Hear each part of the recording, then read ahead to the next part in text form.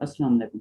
आज हम बात करेंगे हाइड्रोसील के बारे में। सबसे पहले हमारे पास हाइड्रोसील क्या होती है मैं ये बताऊंगा, उसके बाद मैं इसकी टाइप्स बताऊंगा कितनी किस्म की होती है, उसके बाद मैं कॉम्प्लिकेशंस बताऊंगा, उसके बाद क्लिनिकल फीचर्स बताऊंगा, उसके बाद मैं बताऊंगा कौन कौन सी हम इन्वेस्टिगेशंस करते हैं हाइड्रोसील के लिए, उसके बाद मैं बताऊंगा कि मैनेज हम इसको किस तरह करते हैं। तो चलिए आइए पहली स्लाइड की तरफ। सबसे पहले हमारे पास हाइड्रोसील की डेफिनेशन क्या है। हाइड्रोसील की जो हमारे पास डेफिनेशन है, type of swelling in the scrotum that occurs when fluid collects in the thin sheet surrounding a testicle। अभी हमारे पास वो थिन शीट क्या होती है, हमारे पास फोल्ड ऑफ पेरिटोनियम होता है। फोल्ड ऑफ पेरिटोनियम जिसे हम कहते हैं प्रोसेस वेजिनालिस। प्रोसेस वेजिनालिस और हमारे पास फ्यूनिका वेजिनालिस के दरमियान में होता है फ्यूनिकुलर प्रोसेस। तो ये एक दूसरे को कनेक्ट करते हैं, प्रोसेस वेजिनालिस से ही टुनिका वेजिनालिस बनती है। अभी मैं बात करूंगा टाइप्स क्या कौन कौन सी होती हैं हाइड्रोसील की। हमारे पास सबसे पहली टाइप होती है कंजेंटल हाइड्रोसील, उसके बाद होती है एक्वायर्ड हाइड्रोसील। एक्वायर्ड हाइड्रोसील को हम फर्दर दो में डिवाइड करते हैं, प्राइमरी और सेकेंडरी। नेक्स्ट अगर आप ये स्ट्रक्चर देखें तो हमारे पास ये पेरिटोनियल कैविटी है, इससे एक फोल्ड निकलता है जिसे हम प्रोसेस वेजिनालिस कहते हैं। प्रोसेस वेजिनालिस के बाद हमारे पास फुनिकुलर प्रोसेस होता है, जिसे मैंने आपको पहले बताया। उसके बाद हमारे पास फुनिका वेजिनालिस होती है। नेक्स्ट अगर आप देखें ये हमारे पास कंप्लीट इंग्विनल हर्निया है। नेक्स्ट अगर कम्युनिकेटिंग हाइड्रोसील है। उसके बाद नेक्स्ट स्लाइड में हम बात करते हैं कि कंजेंटल हाइड्रोसील हमारे पास क्या होती है और कितनी किस्म की होती है। सबसे पहले मैं आपको बताऊंगा कि वेजिनल हाइड्रोसील क्या होती है। वेजिनल हाइड्रोसील ये होती है कि जब हमारे पास सैक परसिस्ट करता है सिर्फ स्क्रोटम एरिया में, तो उसको हम कहते हैं वेजिनल हाइड्रोसील। वेजिनल हाइड्रोसील को हम फिर फर्दर डिफ्रेंशिएट करते हैं इंग्विनल हर्निया से। अगर हम स्पर्मेटिक कार्ड को अबव द स्वेलिंग हम उसको लम्स कर सकते हैं, अगर हम उसको पाल्पेट कर सकते हैं तो हम कहते हैं इसको हाइड्रोसील है। और अगर हम लम्स नहीं कर सकते तो फिर हम उसको क्या कहते हैं, इसको हर्निया है। उसके बाद है इन्फेंटाइल हाइड्रोसील। इन्फेंटाइल हाइड्रोसील जो होती है, ये हमारे पास सैक जो होता है वो प्रेजेंट होता है डीप इंग्विनल रिंग में। जब हमारे पास अगर आप पिछली फिगर में देखें तो यहाँ पे हमारे पास सैक प्रेजेंट होता है डीप इंग्विनल रिंग में। और हमारे पास जो हमारे पास ये होती है वेजिनल हाइड्रोसील, जहाँ पे हमारे पास कहाँ पे होता है, यहाँ पे टुनिका वेजिनालिस में हमारे पास सैक प्रेजेंट होता है। उसके बाद है हमारे पास true congenital hydrocele. Sac communicates with peritoneal cavity. Peritoneal cavity के साथ सैक क्या करता है, कम्युनिकेशन करता है और उसके साथ कम्युनिकेट करता है। उसके बाद है हमारे पास इंसिस्टेड हाइड्रोसील। इंसिस्टेड हाइड्रोसील जो हमारे पास होती है वो होती है small portion of funicular process जो कि परसिस्ट करता है, उसको हम कहते हैं encysted hydrocele of cord. Encysted hydrocele of cord के लिए हम एक ट्रैक्शन टेस्ट करते हैं। अभी मैं बताऊंगा आपको कि ट्रैक्शन टेस्ट में हम क्या करते हैं। ट्रैक्शन टेस्ट में हम इस तरह करते हैं, हम कोशिश करते हैं कि टेस्टिस को डाउनवर्ड ले आए और हम स्वेलिंग एरिया को मूव करें। तो हमारे पास जब हम कोशिश करते हैं कि मूव करें, हमारे पास स्वेलिंग एरिया जो होता है वो रिस्ट्रिक्ट करता है, मूवमेंट से मूव नहीं करता, जिसकी वजह से हमारे पास ट्रैक्शन टेस्ट पॉजिटिव आ जाता है। यहाँ पे हम encysted hydrocele of the cord में कौन सा टेस्ट करते हैं, ट्रैक्शन टेस्ट। उसके बाद है हमारे पास bilocular hydrocele. Total sac communicate with another sac. For example मैं आपको अगर बताऊं कि हमारे पास एक होती है बाइलेटरल हाइड्रोसील। बाइलेटरल हाइड्रोसील अभी हमारे पास क्या होती है कि हम एसाइटीज के साथ हम इसको रूल आउट करते हैं। हमें लाजमी करना चाहिए एसाइटीज के साथ रूल आउट, क्योंकि वो भी एक्यूमुलेशन ऑफ फ्लूइड होता है पेरिटोनियल कैविटी में। उसके बाद मैं बात करूंगा कि हाइड्रोसील ऑफ कैनाल ऑफ नक। उसमें क्या होता है हमारे पास presence as a swelling in inguinal region. एक सिर्फ स्वेलिंग होती है जो कि हमारे पास इंग्विनल रीजन में होती है। Next slide.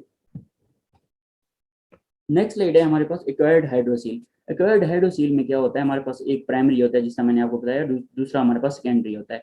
अभी प्राइमरी क्या होता है, प्राइमरी में ये होता है कि हमारे पास फ्यूनिका वेजिनालिस जो होती है वहां पे हमारे पास फ्लूइड की अब्जॉर्प्शन नहीं होती, लिम्फेटिक ड्रेनेज नहीं होता, उसको डिफेक्ट हो जाता है, जिसकी वजह से हमारे पास इसको हम कहते हैं प्राइमरी और इडियोपैथिक हाइड्रोसील। ये हमारे पास एक्वायर्ड होती है। उसके बाद है हमारे पास सेकेंडरी हाइड्रोसील क्या होती है। सेकेंडरी हाइड्रोसील हमारे पास ये हमारे पास एक्यूट भी हो सकती है और हमारे पास क्रोनिक भी हो सकती है। ये मोस्टली जो मोस्ट कॉमनली सबसे ज्यादा होती है वो होती है एपिडिडिमो ऑर्काइटिस की वजह से। उसके बाद इसके दूसरे भी काजेज हैं, जिस तरह मैंने आपको बता रहा हूँ कि ट्रॉमा हो जाता है, हमारे पास टेस्टिकुलर टॉर्शन हो जाता है, पास अगर कोई ट्यूमर प्रेजेंट है तो उसकी वजह से भी आपको सेकेंडरी हाइड्रोसील हो सकती है। उसके बाद है क्लिनिकल फीचर। क्लिनिकल फीचर में सबसे पहले सॉफ्ट सिस्टिक एंड स्वेलिंग। उसके बाद हमारे पास swelling confined to the scrotum, सिर्फ स्क्रोटल एरिया में हमारे पास स्वेलिंग होती है, ये क्लिनिकल फीचर है हाइड्रोसील का।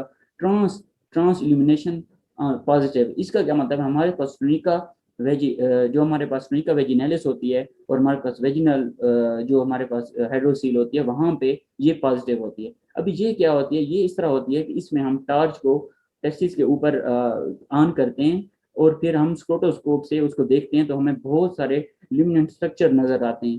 तो फिर हम कहते हैं कि ट्रांस एलिमिनेशन जो होती है ना हमारे पास वो पॉजिटिव है।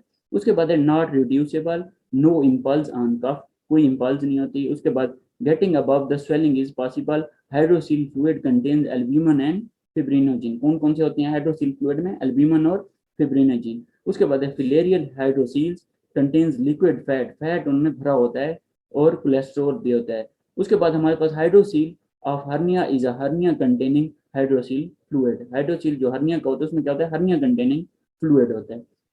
नेक्स्ट है इन्वेस्टिगेशन। अभी मैं आपको बताऊंगा कि हम इन्वेस्टिगेशन कौन कौन सी करेंगे। इन्वेस्टिगेशन में सबसे पहले हमारे पास लेबॉर्ट्री है।